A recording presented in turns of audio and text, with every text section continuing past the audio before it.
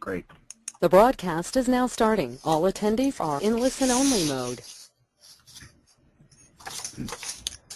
Hello, this is Fred Iantorno, Executive Director of CIECA. Today we have the second in a two-part series on CIECA's next generation BMS schema, mixing it up with codes. If you missed the first part, you can view the video recording on the CIECA website. There is a link at the bottom of the home page and a link in CIECA University. Today we have three presenters: Dan Webster of Mitchell International, Mike Hastings of CIECAst, and Becky Starr of State Farm. I want to thank you for spending the next hour with us and our presenters for sharing their expertise with all of us. I will now turn this over to the first presenter, Dan Webster. Good morning, all. I am incredibly gratified to be here today to speak on this topic, which wraps up some real important work CIECA has done over the last year or so. My role will be pretty small, introducing the guys that actually did the work, but I'm going to set up the context of a presentation I gave at last September's implementation conference and the first episode of this two-part series. And this one brings it up to mixing it up with codes. My friends at CIECA Architecture have done incredible work in the past year, and the things we needed to overcome, as I was telling you earlier, was that a couple of years ago the schema couldn't be loaded by some popular tools, and the structure of the files, the XML messages, etc., were hard to understand or to maintain, and the people presenting today know that very well because we're the ones who are trying to maintain it, and that's really difficult when you can't understand it. Next slide. So we talked about this at the last seminar, part one, so we'll just get right to the point. But Becky Starr was the volunteer editor of the schema, has been for quite a few years now, but she got the include file problem cleaned up, and then she saw even more promise in not being scared to change and clean up the production schemas. And that's really big because the mess we found ourselves in was basically each new volunteer maintainer trying to figure out what the thought process had been of their predecessor, even if there hadn't been one. And we just kept building on the same kind of mess. So the other thing we finally have is the file names for all the schema files have a date in them, and that makes one release distinct from the one before it, and that makes it a lot easier to have a production implementation that uses more than one version of the schema. Next.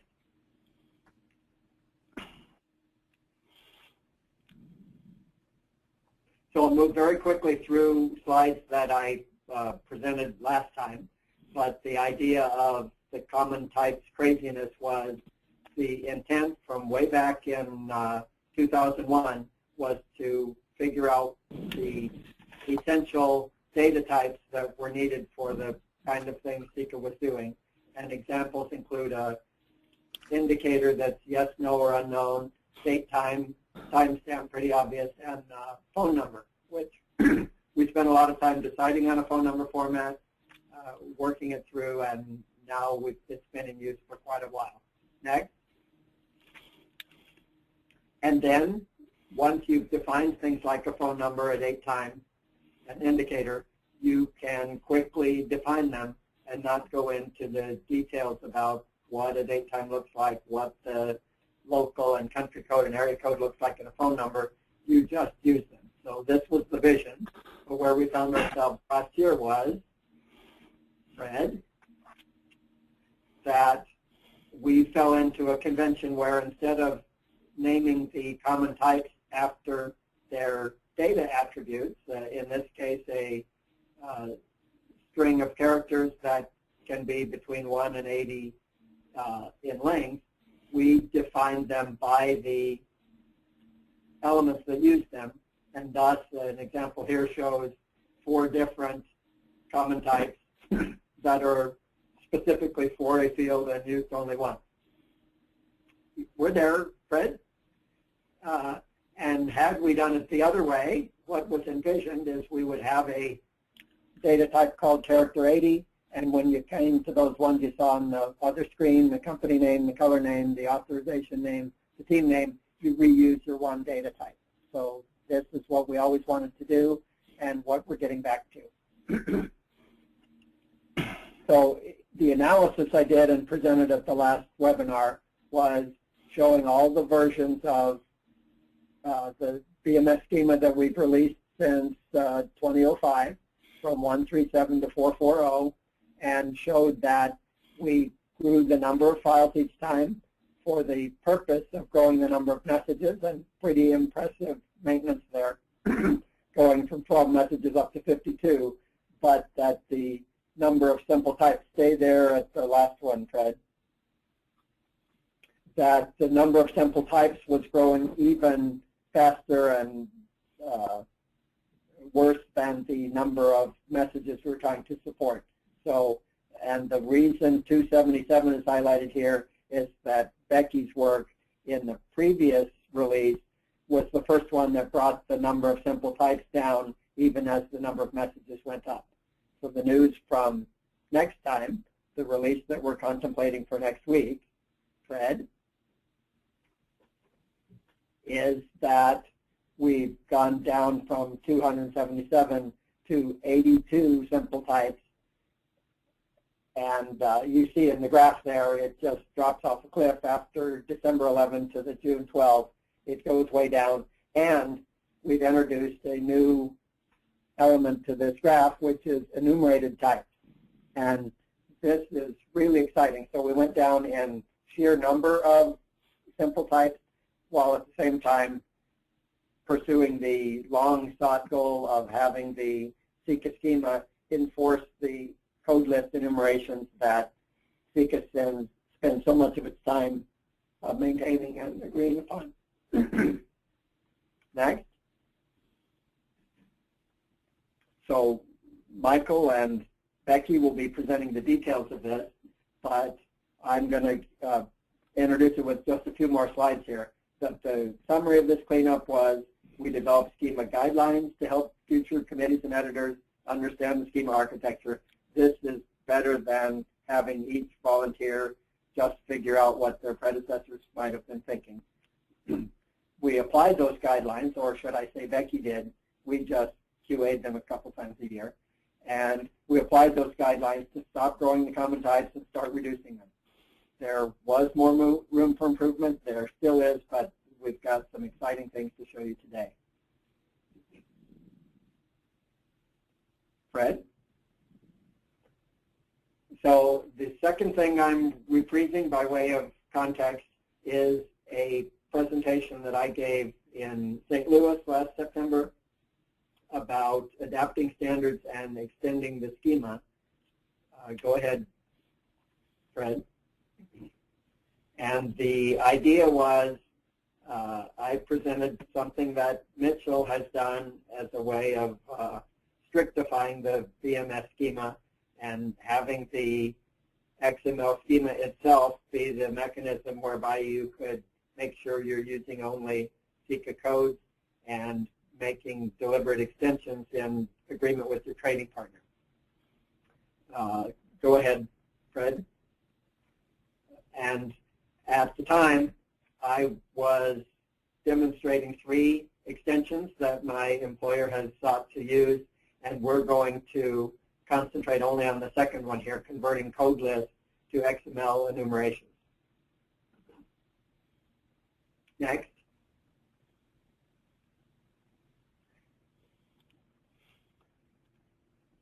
What I showed at that time was that you could take the state province type here in a typical address that has 2 address lines, city and state, and where the state province enumeration had previously accepted any 80-character string, we now make a specific names type state province enumeration that has all of the U.S. Postal Service codes in it. Next. The immediate benefit of which is when you make up your own state code as shown in this XML example, the schema validation would be the mechanism whereby it brings you back to using a CIECA code. Now, this is obviously an easy example about states and provinces. Probably isn't that very important to members here, but this same mechanism is how we enforce things like labor rates, part types, that sort of thing. So that is what we had going for us as a dream 6 months ago, and now we've actually got the work done, and I'm very proud to introduce Mike Hastings, who made a lot of it happen. Well, thanks, Dan, and good morning, everybody. I had an idea of how we could actually automate the creation of the codeless schemas from the Excel file using a program. And as you all know, CIECA actually manages the codeless in an Excel file. So I wrote a VBA program. I call it Export Codeless, and what it does is it processes the 170 plus CIECA codeless and creates 3 schema files. And the program, it takes about 10 seconds to run, and it creates about a megabyte of schema files.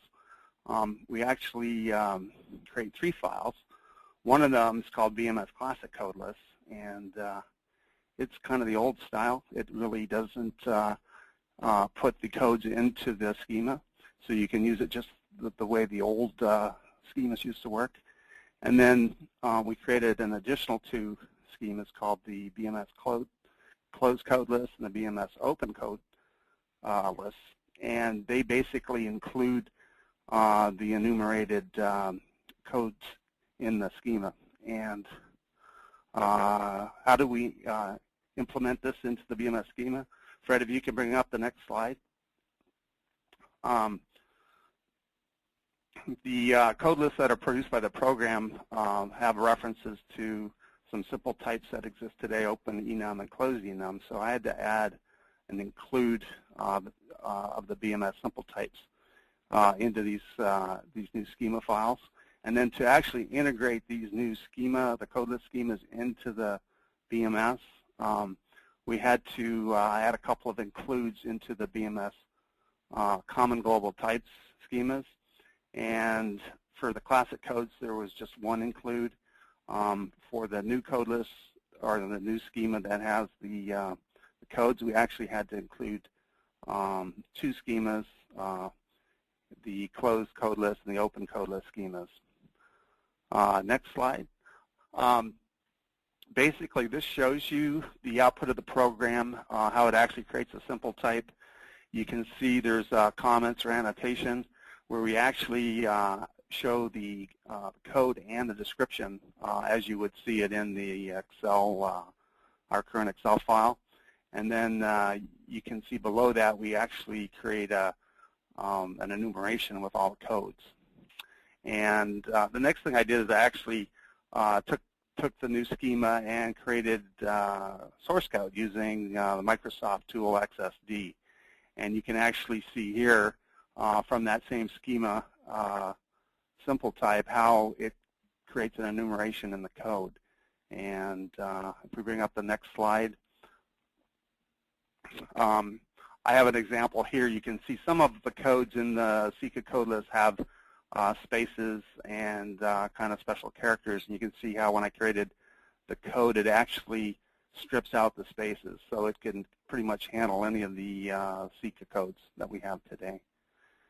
And then next slide. One of the things that we ran into when we were creating the schemas for the codes was that when I tried to use the Microsoft.NET XSD tool to create the source code, I discovered that it doesn't support unions, which we were originally using in the schema. So we kind of refactored my code to create schemas that do not use unions. And the result was we were able to produce source code using the Microsoft tool that includes all of the codes in the source code. We ran into one other problem with the Java tools where they had a limit of 256 items in the enumeration classes. And I listed here there's a workaround for that. You have to change a config parameter called type safe enum max members to 3500, and then it will work without error on our new schemas. And I think at this point I'm going to turn it over to Becky. Good morning, everybody. This is Becky Starr from State Farm. Thanks, Mike and Dan. Really, what I want to start with here is that, we had heard from membership for a long time that, when are the codes going to be put into the schema? And when Dan did his presentation at the implementation conference last September, he presented, how Mitchell had done that for some of their implementations, and there really was just an overwhelming response to that, saying, so how soon can you get this done? And within our architecture team, we started discussing that, and it really led to all of the things that Dan and Mike have brought up so far.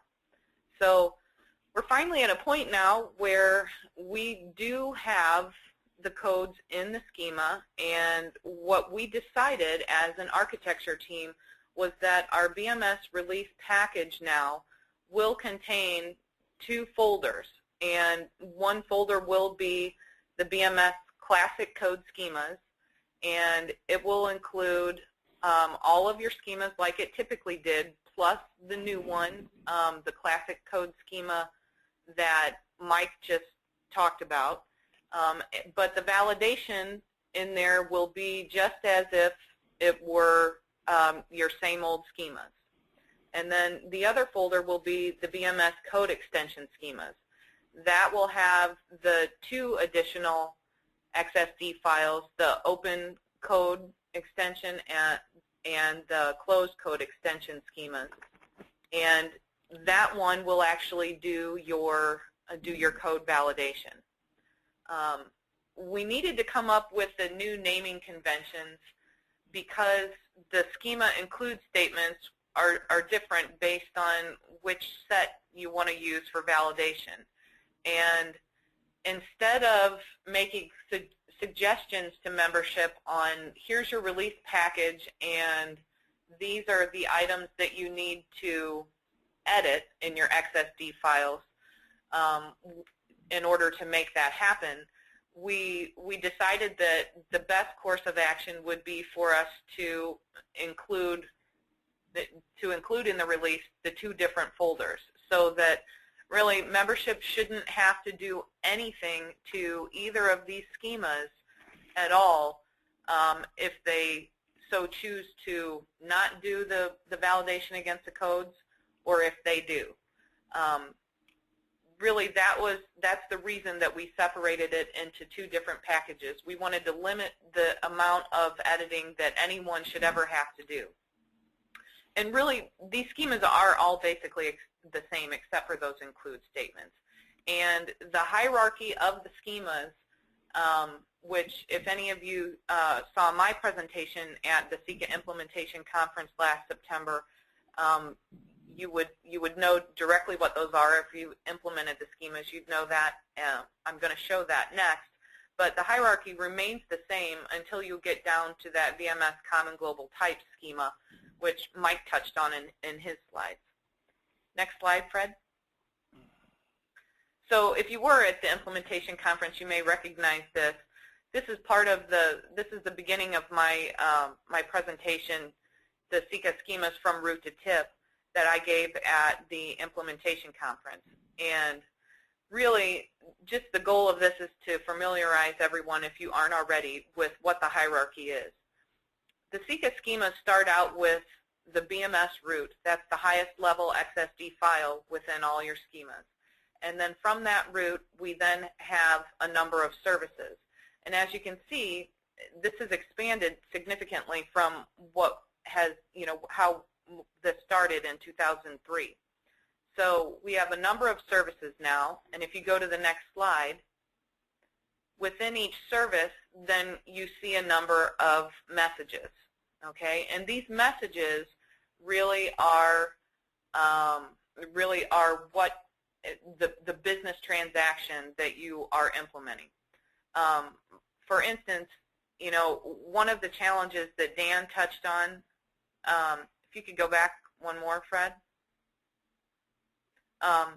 One of the things that Dan touched on early on was that part of the reason that we sat down and really developed these guidelines and started cleaning things up was that we had complaints from membership that if they wanted to just go, for instance, directly to this property damage estimate add RQ message, when they opened that particular XSD message, the estimate messages, that schema on its own did not validate successfully because of the way the editors had chosen to put their include statements in the schemas.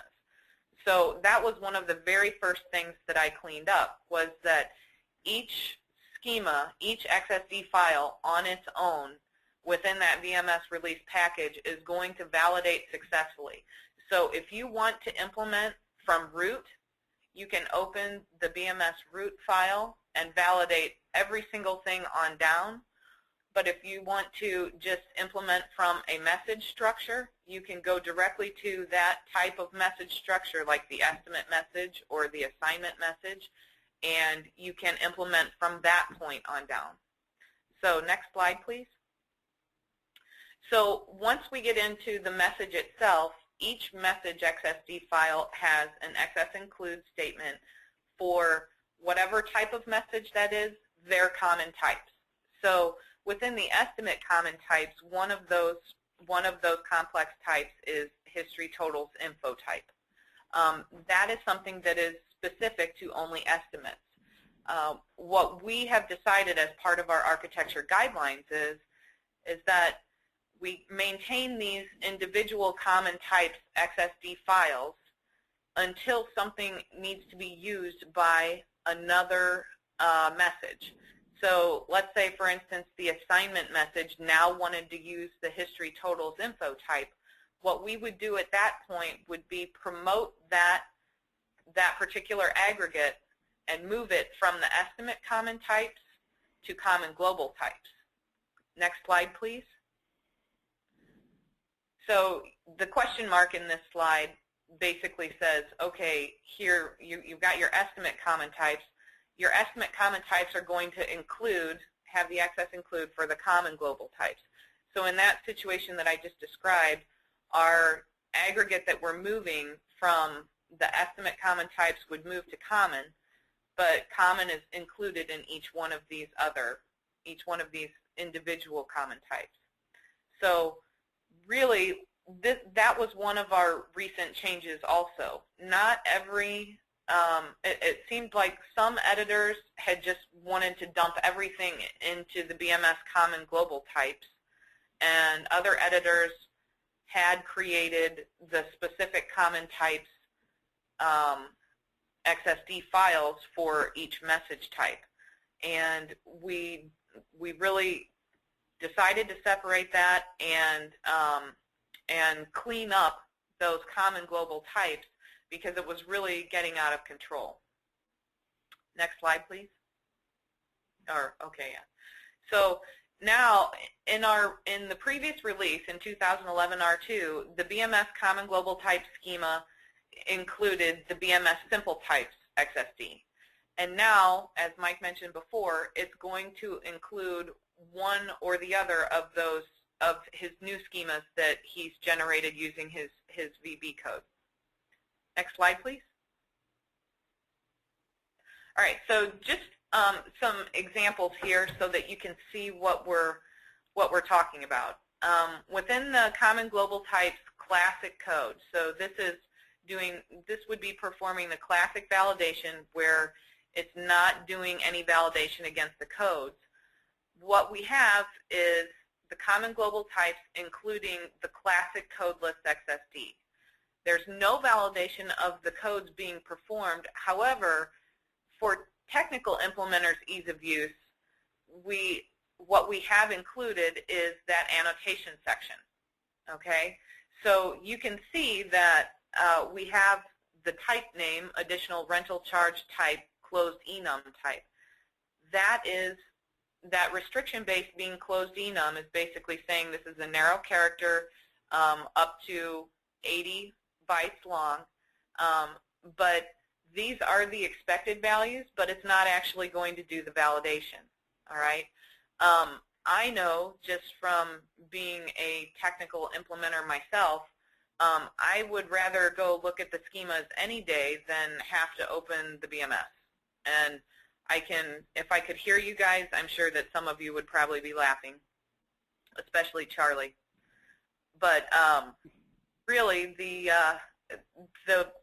what I have discovered through talking with multiple other users of the CIECA standards is that, you know, the business people love the BMS and they want to go look at the Word document and read all the verbiage, and the technical implementers want to look at the schemas and think that should, you know, that should suffice. They don't want to have to go look at the Word doc and see what's going on. So what I've experienced is, you know, in dealing with like a back-end application area, you know, a business person, they'll say, well, but this should be hourly. You know, we should get H for this code.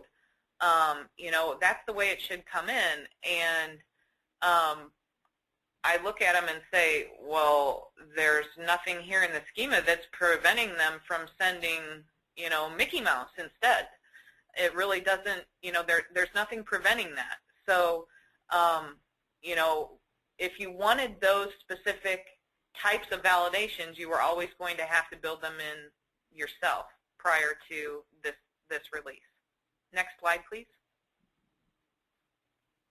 Okay, so this is the code extension schema. I'm going to talk a little bit. This is basically the example is the same as the first one if you're looking at the XML there.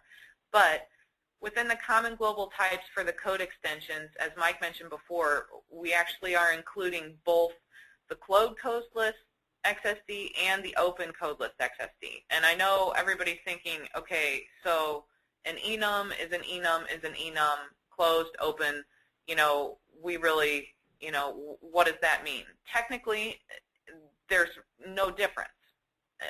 An open enum and a closed enum are both 80 characters long. They both have the narrow character restriction. So what's the difference? Well, the difference is when you look at the BMS and you look at the front matter of the BMS that basically defines what your closed and open are supposed to mean.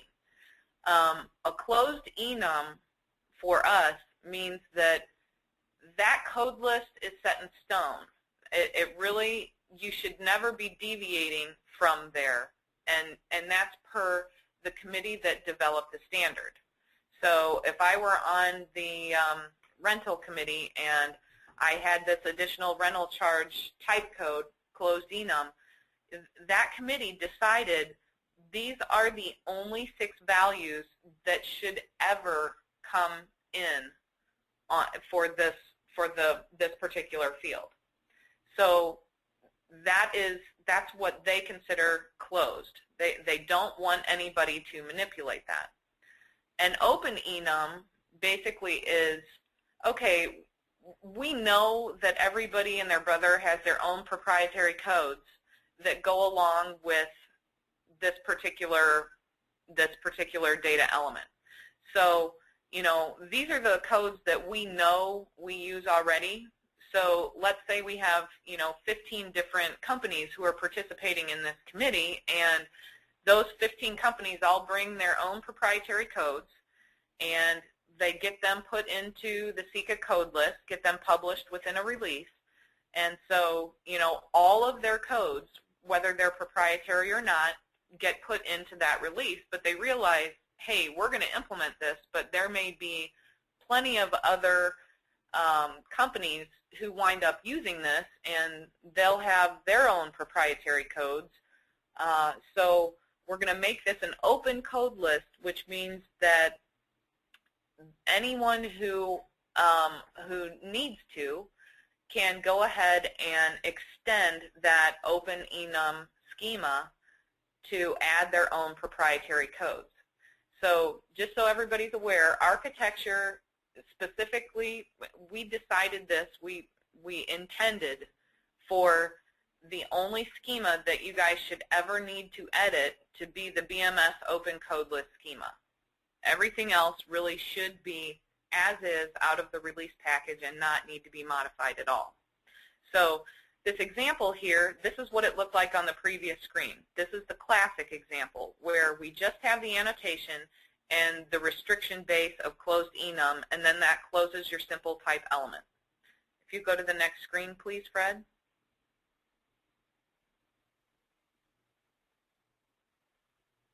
This is the example from the closed enum XSD file. This one, you can clearly see after the restriction base, we have the enumeration values of the DHLMPW that are expected in that particular, for that particular type. So really, that's really the biggest difference between these files is just listing the enumeration values. And if you did need to go add your own proprietary codes to one of the open, to the open enum file, all you would need to do is add your own enumeration value. So that's what I wanted to show you next. If you go to the next screen, I added one value. I added it to the annotation. It's in blue there. Really, all you have to do then is edit your open code list XSD to add the additional enumeration value that that you want to add, and then you're good to go, and your new value will show up in the code list.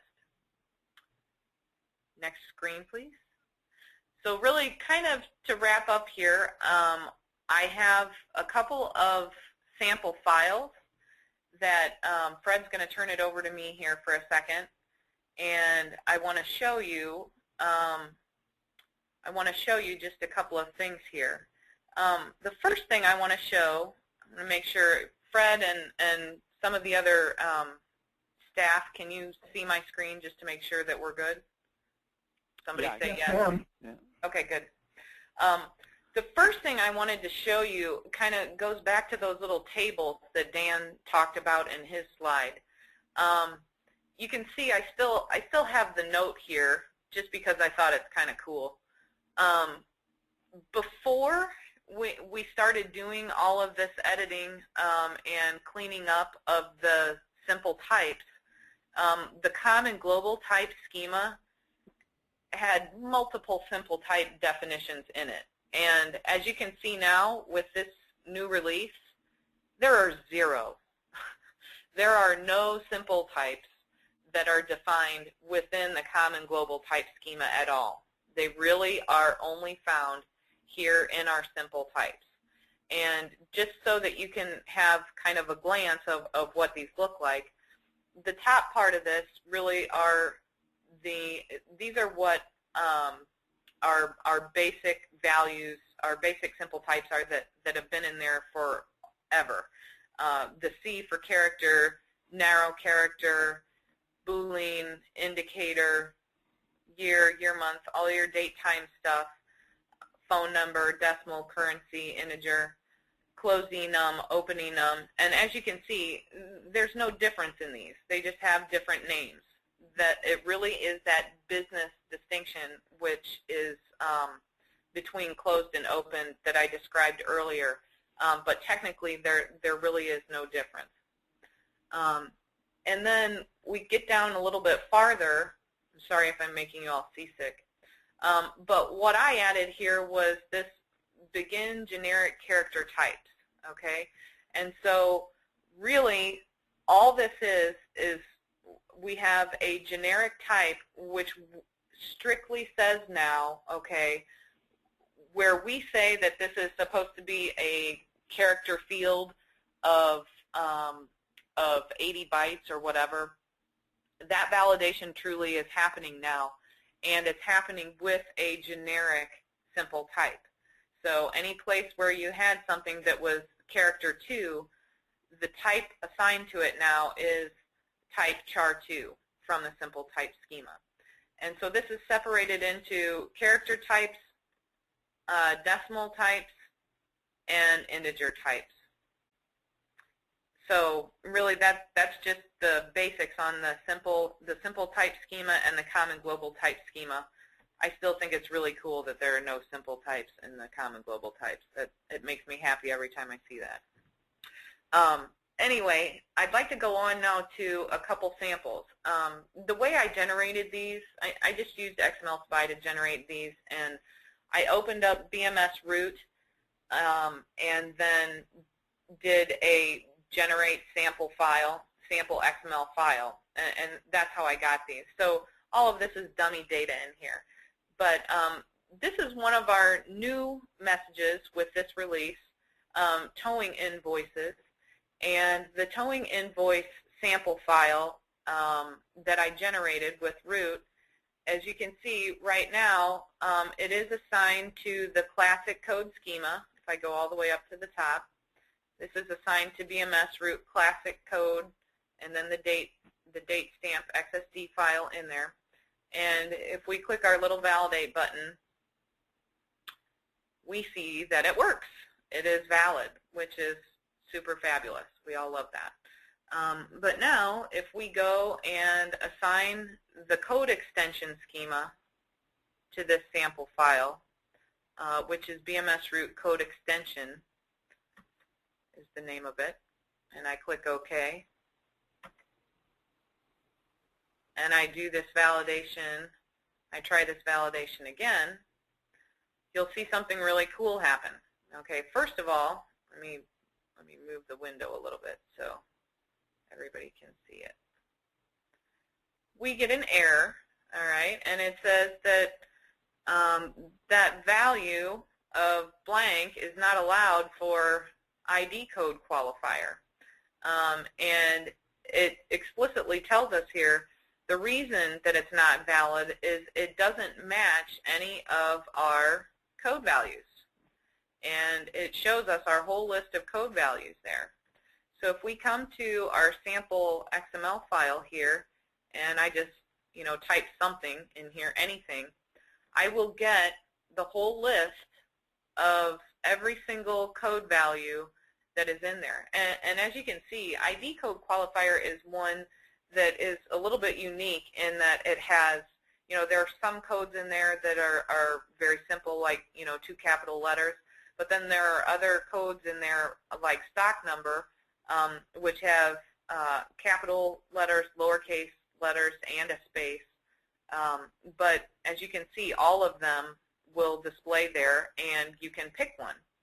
So if we do the validation again, we'll see that, okay, now our ID code qualifier is the same, passes validation, but we move on to COM qualifier, and we see the same thing here. This one has fairly standard codes. Pick one of those, go through.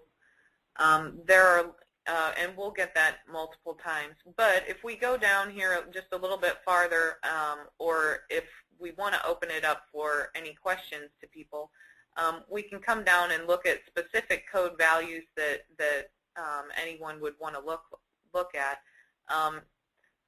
Really, when I did this sample generation, just so everyone is aware, I told it that I wanted it to generate all elements, whether they were mandatory, whether they were required or optional, which is why I have name prefix in here and name suffix, those sorts of things.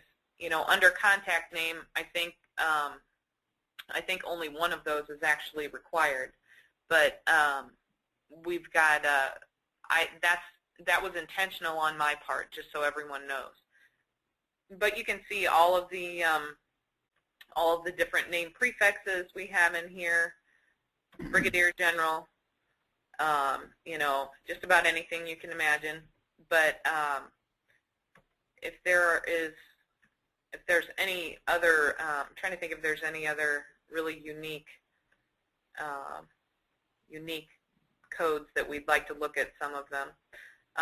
But that was a towing invoice sample file. I did also want to show you a rental assignment, just because I think that's one that that a majority of implementers have put into production. And again, you can see that the sample file itself is valid according to the classic code schema. And so I'm going to go assign the code extension schema now.